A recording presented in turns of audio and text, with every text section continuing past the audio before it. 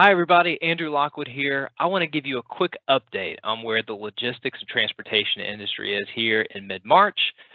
This will be great knowledge for you when it comes to assessing your own supply chain and where the dynamics are in the current market. So I'm going to share with you some of my favorite data sources, websites where I go to for information, again, to try to piece together the entire puzzle that is the current logistics and supply chain industry.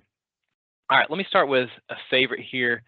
DAT has great aggregation of just national transportation data. Specifically, let's look at dry van national rates. So blue line is your contract rates. These are kind of your longer term penciled in contracts.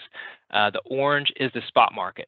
Spot market's been lower. It's going to continue to be lower for the time being. When we back out fuel, line haul rates are still at kind of a trough here at $1.70. Fuel's come down in recent months, but look at the comparison. This March versus last March, not even close. It's about a 30% difference. We were at 305 a year ago. Now we're at 221. Prediction here is, or looking at the next couple months, I think we're still going to see very sluggish transportation rates, at least for the next 3 to 6 months, until volume and supply become more in line. We'll dig more into that here in a second, but very sluggish from an overall transportation rate standpoint. FreightWaves has great data as well. When you scroll to the bottom of their website, they've got a couple of different indicators here. One that I like to look at is your outbound tender reject index. That's a mouthful, OTRI. But this measures what freight tenders that are sent to carriers are actually rejected, and it's a good proxy for the health of the market. In the past, we've seen values in the teens. Right now, it's 3.63. So there's very little freight being sent over to carriers that's rejected, where the carriers say, nope, I've got a better load or a better offer over here. That tells you that carriers are somewhat desperate. They're taking anything that comes their way to keep the wheels moving of their trucks. So that right now, the shippers really have a lot of negotiation power with the carriers, given where rates are and where tender rejects are. Taking a look at some of the Fed data, and these are two of my favorite graphs, but let's look at data from beginning of 2019 through current. When we look at total truck tonnage index, right now it sits at about 117, and this is based on, if 2015 equals 100, so it gives you kind of a relative index here. But the takeaway is it's basically almost flat since January from 4 years ago. So we've gone through 2019, 2020, 2021, 2022, and here we are beginning 2023 and still almost the same level, although it's been a pretty significant recovery since the pandemic. Now, contrast that with this other data, which is all employees in truck transportation. And what you're going to see is the levels versus January 2019 are still somewhat elevated. So this kind of explains why rates are stagnant and declining, as you've got more capacity, more supply than actual demand right now. So at least my prediction, I think we're going to continue to see this drop in the next few months until it becomes in alignment with demand, and then we'll see some rate stabilization in the trucking industry. All right, switching gears, let's take a look at the ocean front. One of my favorite websites here is Freightos. They have a great amount of data, and they show it in different lanes, right? So there's the Global Container Index, but one of my favorites, just because our customer base is pretty heavy in the China or Asia to U.S. West Coast, is what is going on in this specific lane. And as you'll note, right now, buy rates are just hovering over $1,000. Whether that comes below $1,000, I'm not sure. Certainly the trend has indicated this. I didn't think it would fall below $1,500. I was wrong there.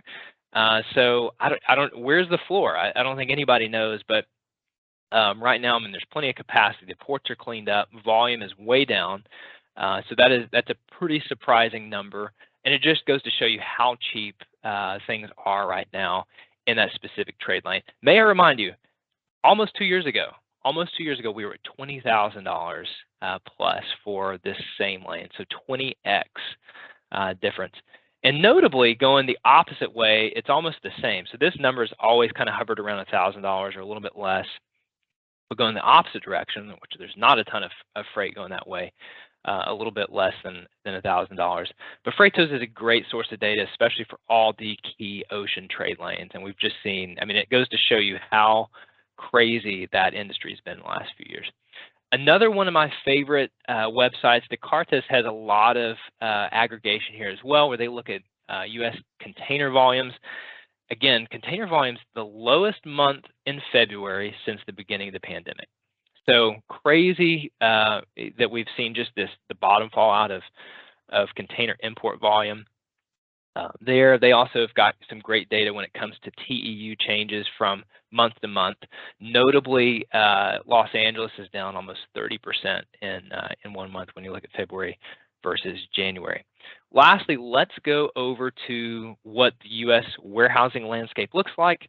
Commercial Edge has a monthly blog that I'm pretty high on, and they've got some great data by market. The key call out here: U.S. vacancy rate 4%. So that's the second straight month we've actually seen an increase in vacancy rates across the U.S. There's certain markets that I would absolutely try to avoid if you can. So Inland Empire and LA, just super high, right? Look at those average rents, $825 and then $1,220, $29. They've also been the two highest growing markets in the last 12 months at 15%, 11% respectively. What are the two best buy markets? Well, I would say right now, Dallas, Houston, and Memphis are definitely high on the list. Why do I say this? Let's see. Memphis right now, $3.61. So way below national rate averages. When we look at some of the other data here for new construction, Dallas still continues to lead the pack, 61 million square feet in the works. Phoenix, not too far behind. But Houston's the number 5 market at 23 million. They're also less than the national rate from a rent standpoint, and they're close to the Port of Houston, a very underutilized port. Last year, 19 million TEUs went into Southern California, only 4 into Houston. So if you're distributing nationally, I'm going to point you to the Southeast U.S. or the Midwest. I would definitely look at the Texas markets and the Southeast. It's just going to be cheaper overall from not only a transportation, but from a warehousing standpoint as well. So I hope this info helped you a little bit. I hope that it informs kind of where, what your next steps are as you're looking at your overall supply chain. We'll talk again soon.